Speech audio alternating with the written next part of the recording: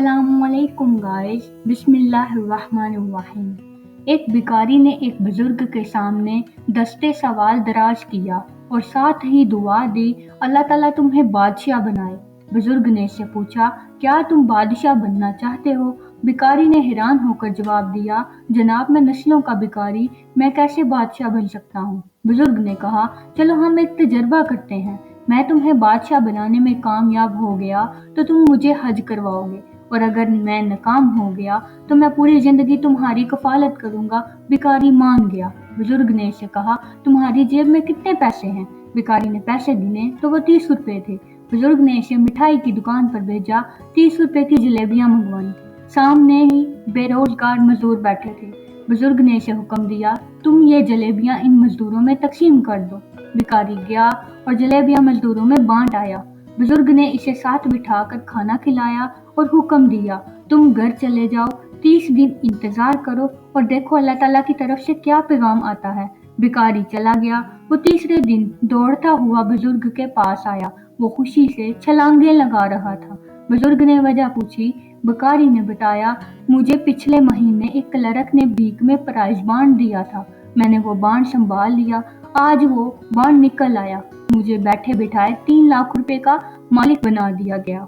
बुजुर्ग मुस्कुराए और इससे कहा, ये बांट तुम्हारा नहीं, उस मालिक का है जिसने तुम्हें ये बांट दिया था। तुम बांट के मालिक को तलाश करो और ये रकम उसे वापस कर दो और इंतजार करो अल्लाह ताला की तरफ से क्या पैगाम आता है। भिखारी को यह आइडिया बहुत बुरा लगा, लेकिन उसके बावजूद इसने क्लर्क को तलाश किया और भिखारी बांड लेकर इसके पास पहुंच गया। क्लर्क भिखारी की ईमानदारी पर हैरान रह गया। वो भिखारी के साथ दफ्तर से निकला, डीसी ऑफिस गया, वहां कंस्ट्रक्शन कंपनी रजिस्टर करवाई, भिखारी का 50% का हिस्सेदार बना दिया और सरकारी ठेके लेना शुरू कर दिए। वो दोनों मिलकर काम करते थे।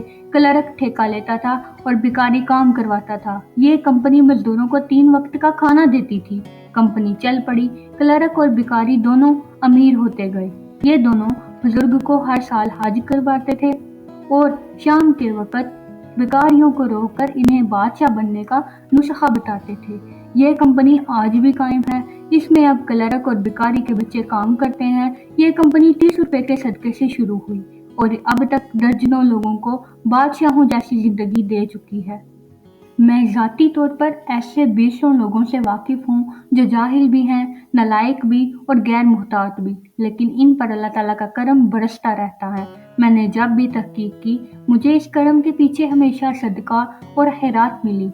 ये दिल के सही और हाथ के खुले हैं। मैंने एक और चीज़ भी मुशाहदा की, इंसान अगर सदका करे और साथ ही आजिज़ी इख्तियार कर ले तो दौलत भी मिलती है और इज़्ज़त भी, क्योंकि जिस तरह खुशहाली का ताल्लुक सदके से है, बिल्कुल उसी तरह इज़्ज़त आजिज़ी से वाबस्ता है।